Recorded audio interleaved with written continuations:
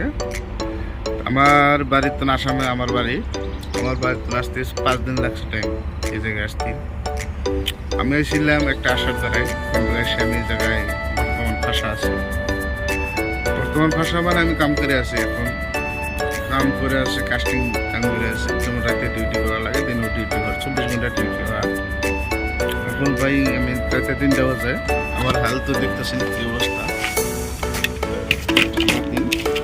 অবস্থা দেখুন, এই দেখুন কি অবস্থা, পুরা অবস্থা বা কোনো অবস্থা নাই। এখন আমি রাত সকাল 8টা বাজে এসেছি, আবার সকাল 8টা বাজে রুমে যাবো। যাওয়ার পরে অল্প সময় শুয়ে থাকবো, তারপর আবার ডিউটিতে আসবো। তার মানে সকাল 8টা বাজে যে রুমে যাবো, 1টা বাজে ডিউটিতে আসবো, এসে আবার এই সকাল 8টা বাজে রুমে যাবো। আবার এরকম চলে আসে ভাই। আমার বহুত দিনের আশা ভাই, আমি ইউটিউব চ্যানেল করবো, ইউটিউব চ্যানেলে ভাই ভিডিও ছাড়বো, লাইফস্টাইল ভিডিও ছাড়বো। কিন্তু ভাই বহুত ভিডিও ছাড়ছি ভাই, কিন্তু একটা ভিডিও আমার ভাইরাল নাই।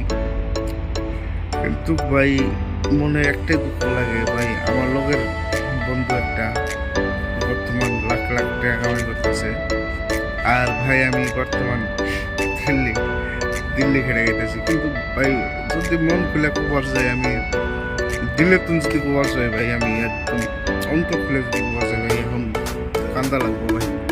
কিন্তু ভাই উপায় নেই, কিন্তু আমার কোনো পয়সার কোনো আশা নেই ভাই।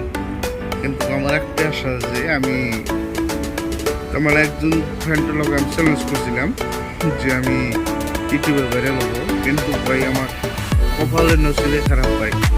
কিন্তু আমার কেউ সাপোর্ট করে না ভাই, অরিজিনালি আমার কেউ সাপোর্ট করে না। তার মানে আমার চেহারাটা এত খারাপ যে ভাই মানুষ দেখলেই মোটামুটি আমার অফসাইড করে যায়। কিন্তু ভাই জানি না আল্লাহ আমার কপালে কি দিচ্ছে ভাই, ভবিষ্যতে কি করবো না করবো।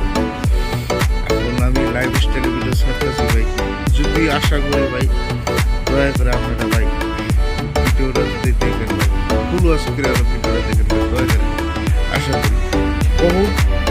বহুত ধরনের ভিডিও দেখি ভাই, জিল্লা ভিডিও কোনো ভাইরাল হওয়ার কোনো কথা না ভাই, জিল্লা ভিডিও ভাইরাল হয়ে যায়, সব কপালের খেলা ভাই, তদগিরে খেলা ভাই।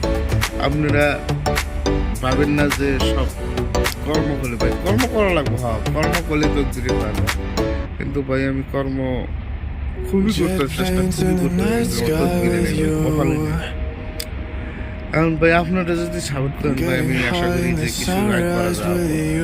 বর্তমান আমার চ্যানেলে 336টা সাবস্ক্রাইবার আছে, বহুত দিনের চ্যানেল, 2 বছরকার চ্যানেল, তথাপি ভাইরাল হইতেছে ভাই।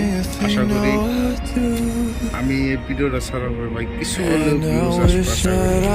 এরপরে আমার মনে হচ্ছে আমি লাইভ ভিডিও আরো বেশি বেশি করে ছাড়বো। আমি এখন যে জায়গায় আছি ভাই, এই জায়গা বর্তমান নন স্টপ জায়গা, যখন খুললে আমাদের 3টা বাজে, 3টা মানে 3:30 বাজে রাতে।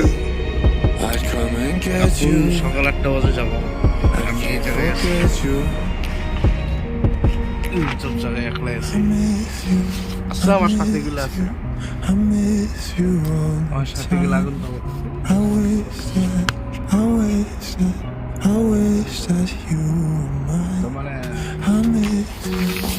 জায়গার গেট করিয়েছে, 3টা গেট করিয়েছে। ওরা যেমন রাতে আগে ঠান্ডা লাগে, আমার যেমন ঠান্ডা লাগে না। আমার ঠান্ডা মালুম করি না,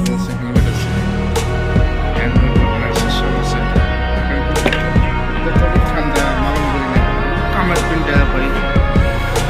এখন আমার সব শরীরকেও যেমন ভেজা আছে, কাস্টিং করছি, মাল ফিনিশিং করছি। এখন যে জায়গায় আছি ভাই,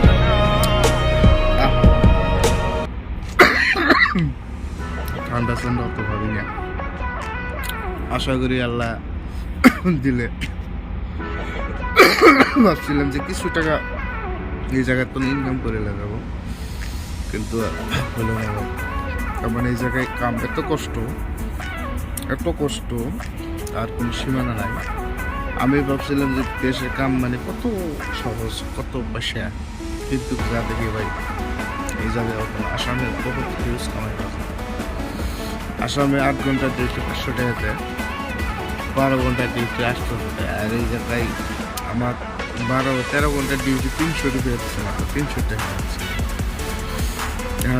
আর আজকে বেশি না, আজকে 24 ঘন্টা ডিউটি মাত্র 1600 টাকা পাবো। তার মানে আজকে কাস্টিং বহুত কেটে কাস্টিং করছি, কাস্টিংয়ের উপর পয়সা পাবে। এই জন্য ভাই আপনারা বিদেশ বস্তুটা যদি কামাই করা যায়, দেশে কামাই করা যায় ভাই, বিদেশ বস্তুটা আপনারা অত পাবেন না। দেখেন ভাই, যদি বিয়ে বাড়ি করবার যান, যাওয়ার পরে আশা করি বিয়ে বাড়ি যদি করবার যান, যাওয়ার পরে ডাইরেক্ট আপনার মেয়া পক্ষের মানুষে বলে যে ছেলে কি করে, ছেলে কি কাজ করে, ছেলে কত টাকা কামা, কি কম। কিন্তু মেয়ে পক্ষের মানুষে বলে না যে ছেলে কি করে কামাই করে, কত কষ্ট করে কামাই করে, এটা কেউ বলবে না। কারণ যে একটা মেয়ে যে আমি বিয়ে দিব,